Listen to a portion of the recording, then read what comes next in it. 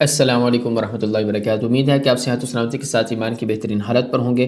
آج الحمدللہ ثم الحمدللہ ہم قرآن پاک کی مکمل تفسیر شروع کرنے جا رہے ہیں۔ پہلی جو تفسیر ہمارے پارامہ کی مکمل ہو چکی ہے، آپ اس میں پلے لسٹ میں جا کے دیکھ سکتے ہیں۔ آج کے جو ہم جو اپنا لیسن سٹارٹ کر رہے ہیں وہ سورۃ الفاتحہ کا ہے۔ ہمارا اس میں طریقہ یہ انشاءاللہ رہے گا کہ سب سے پہلے ہم آپ کے سامنے جو صورت ہم نے پڑھنی ہوگی اس صورت کا مختصر تعارف آپ کے سامنے ذکر کیا کریں گے، اور پھر مختصر تفسیر اور ٹو دی پوائنٹ بات آپ کے سامنے ذکر کرتے چلے جائیں گے انشاءاللہ، اور ترجمہ اور آپ کے سامنے ذکر کریں گے۔ آج ہم سورۃ الفاتحہ ذکر کرنے جا رہے ہیں۔ سورۃ الفاتحہ کا ترجمہ پڑھیں گے، اس کی مختصر تفسیر آپ کے سامنے ذکر کریں گے، اور ابھی اس کا تعارف آپ کے سامنے ذکر کر رہے ہیں۔ دیکھیں کہ سورۃ الفاتحہ یہ نہ صرف قرآن مجید کی جو موجودہ ترتیب ہے اس میں سب سے پہلی صورت ہے، بلکہ یہ پہلی وہ صورت ہے جو مکمل طور پر نازل ہوئی ہے۔ اس سے پہلے کوئی صورت ایسی نہیں جو پوری طور پر مکمل نازل ہوئی ہو۔ کچھ آیات متفرق آیات نازل ہوتے نہیں ہیں، بلکہ بعض صورتوں کی کچھ آیتیں آئی تھیں۔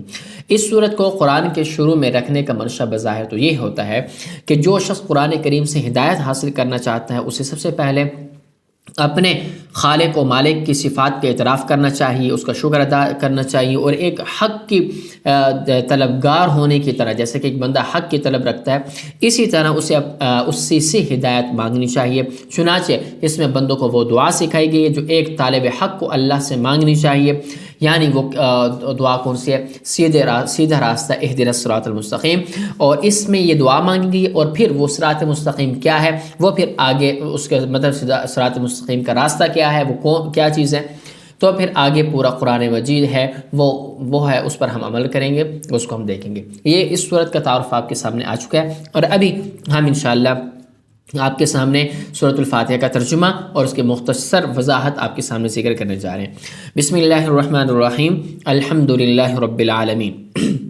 دیکھیں کہ یہ سورہ فاتحہ مکی ہے، اس میں ساری آیتیں، اس میں جو ہے نا 7 آیتیں ہیں، 7 آیات ہیں، اور اس میں ایک رکوع ہے۔ بسم اللہ الرحمن الرحیم، شروع اللہ کے نام سے جو سب پر مہربان ہے، بہت مہربان ہے۔ اور الحمدللہ رب العالمین، تمام تعریفیں اللہ کی ہیں جو تمام جہانوں کا پروردگار ہے، مالک ہے۔ الرحمن الرحیم، جو سب پر مہربان ہے، بہت مہربان، مطلب رحمان کا معنی ہوتا ہے مہربان، اور رحیم بہت مہربان۔ مالک یوم الدین، وہ جو روز جزا کا مالک ہے۔ ایاک نعبد و ایاک نستعین، اے اللہ ہم تیری ہی عبادت کرتے ہیں اور تجھ ہی سے مدد مانگتے ہیں۔ اہدنا الصراط المستقیم، ہمیں سیدھے راستے کی ہدایت عطا فرما۔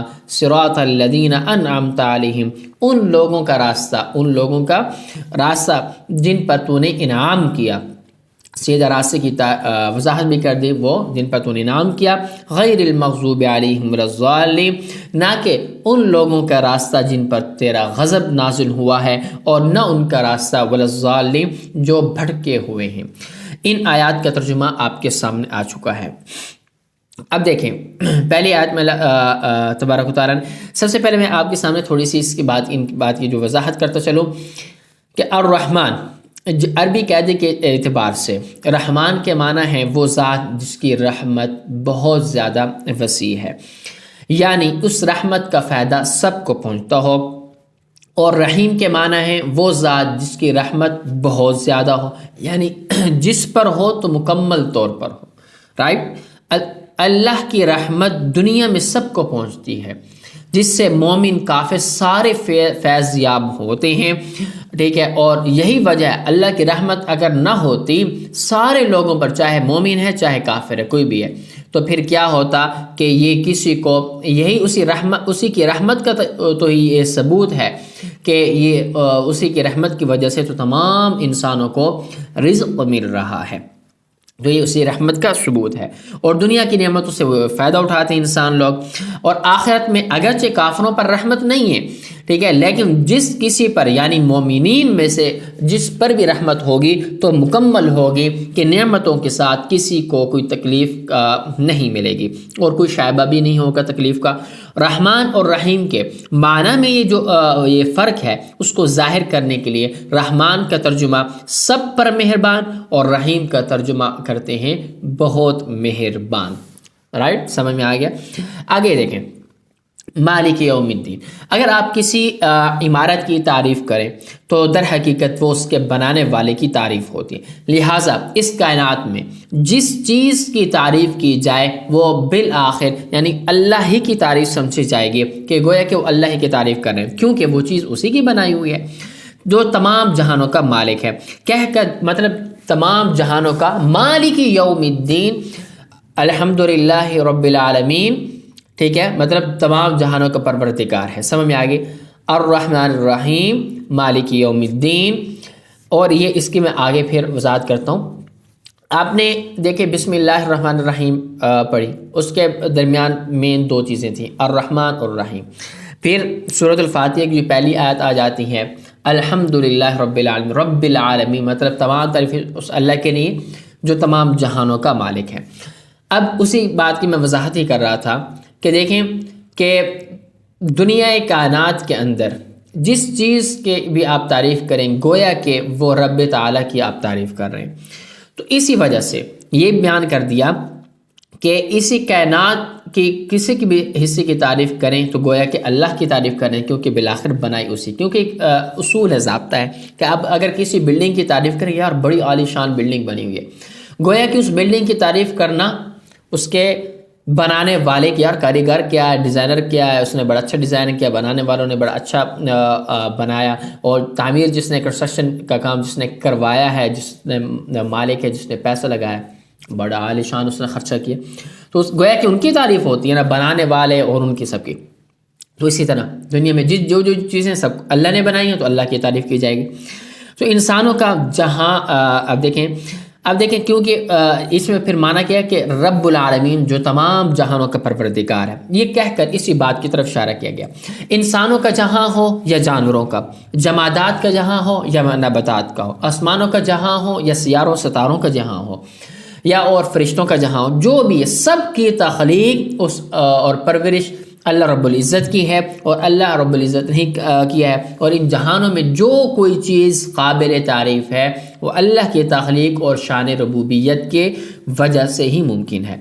آگے فرمایا مالک یوم الدین، روز جزا کا مالک ہے۔ روز جزا کا بھائی یہ مطلب ہے کہ جب وہ تمام بندوں کو ان کے دیے دنیا میں کیے ہوئے اعمال کا بدلہ دیا جائے گا، تو یوں تو روز جزا سے پہلے بھی کائنات کی ہر چیز کا اصلی مالک اللہ ہے، لیکن یہاں خاص طور پر روز جزا کو ذکر کیوں کیا گیا؟